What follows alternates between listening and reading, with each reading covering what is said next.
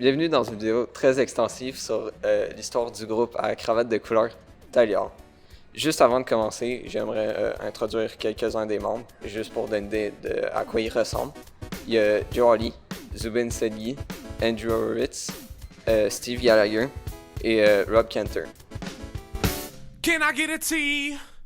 And if you hit me with the A-L-L-Y, then you'd see why the hall is here for y'all. Well, the mini mall is calling us all in. So kids, pack up your mom's car, back up the Windstar, kick it and drive, and arrive at the Mega Mart. Slide the side hatch with pride, cause your ties match on booty duty like your name was Eddie Thatch. WWTHD, we like to kick it at the university, but all work and no play makes us crazy. So we jump in the bumpin' SUV.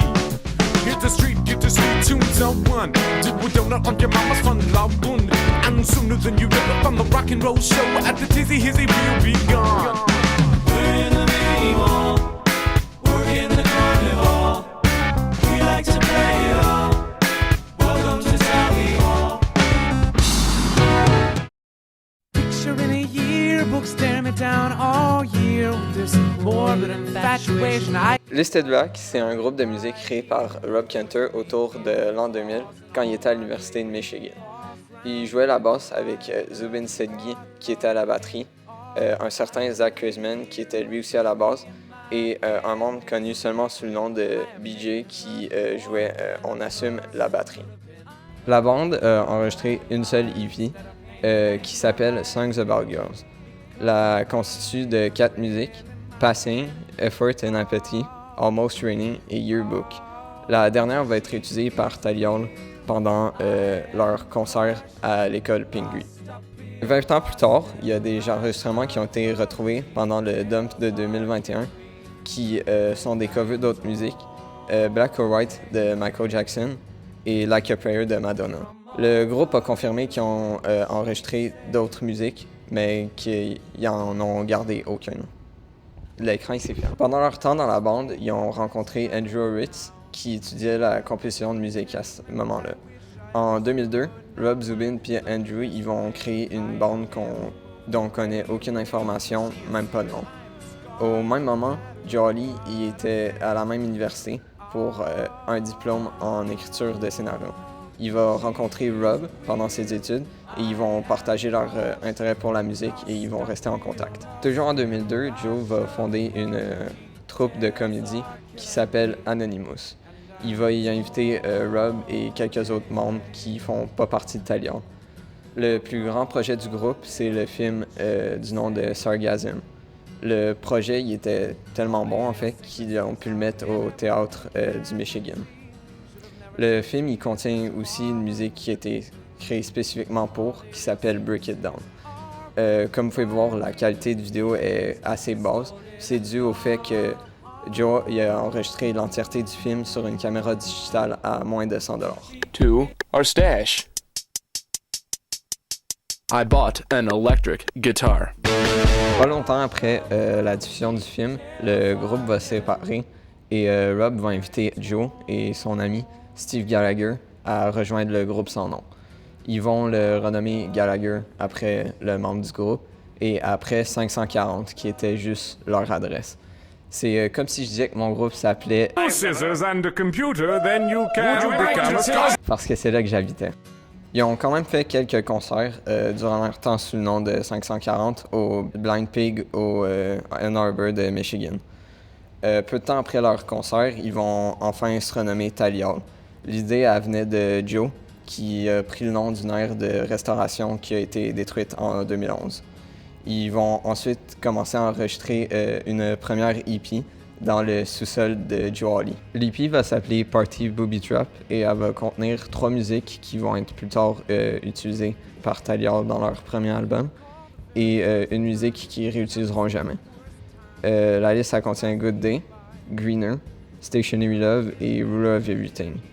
Le seul disque qui contient la musique originale est en possession d'Andrew Horowitz, qui a partagé son contenu sur Internet en 2010. Talion, le 9 novembre 2003, va enfin recevoir leur cravate iconique, rouge pour Joe Hawley, le guitariste, jaune pour Rob Cantor, le deuxième guitariste, bleu pour Zubin Sedgui, le bassiste, qui, drôlement, avait jamais utilisé une basse avant de rejoindre Tally Hall.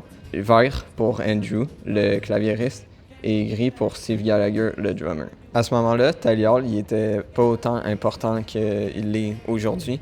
Donc, Andrew a créé une autre bande sur le côté, au même moment, The Toy Orchestra, qui, comme le nom dit, joue de l'orchestre avec les instruments enjoués. Il va y avoir 4 des 5 membres de Tally Hall qui vont rejoindre ce groupe-là, excluant Joe Hawley. Le groupe va juste durer 2 ans, de 2003 à 2005, mais ils ont quand même fait quelques concerts au Macintosh Theatre et au Blind Pig. Le 14 mai 2004, ils vont sortir une deuxième EP sous le nom de Welcome to Tally Hall. L'EP va contenir 5 musiques.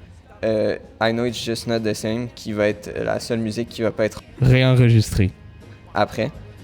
Et les 4 autres musiques sont Just Apathy, Welcome to Tally Hall, To Of et Hidden in the Sun.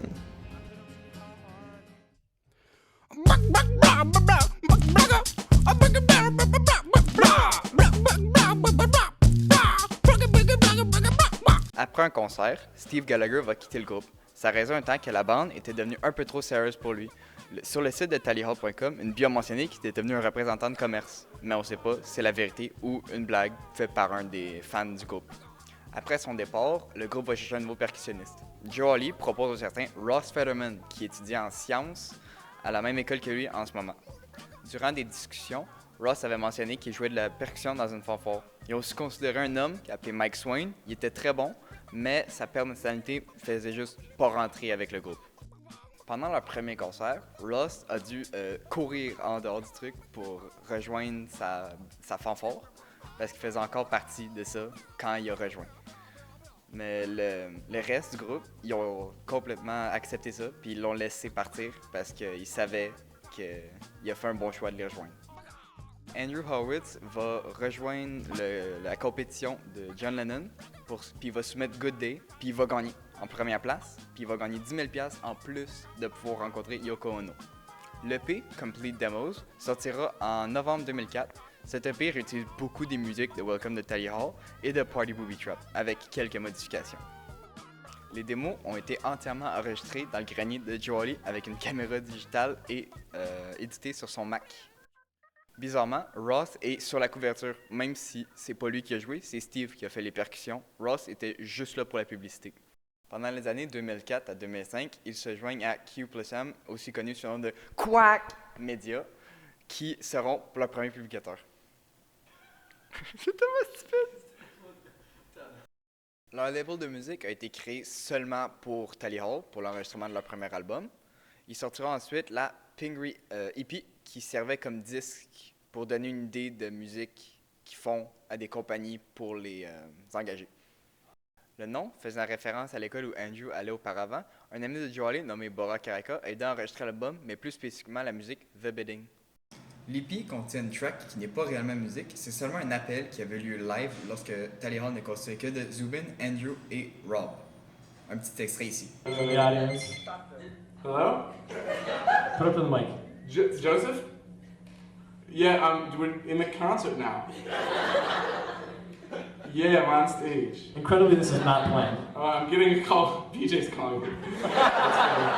Yeah, anyways, yeah. Étrangement, Steve Gallagher, encore mentionné, comme ayant participé à l'EP, même s'il avait quitté la bande depuis un petit moment, précisément sur la musique Just a Friend.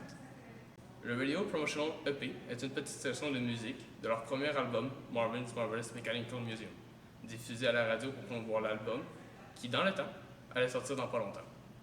Malgré le fait que cette version soit sortie peu avant que l'album complet air, certaines musiques étaient modifiées, plus particulièrement la musique Greener, qui, dans le résultat final, utilise simplement moins de guitare.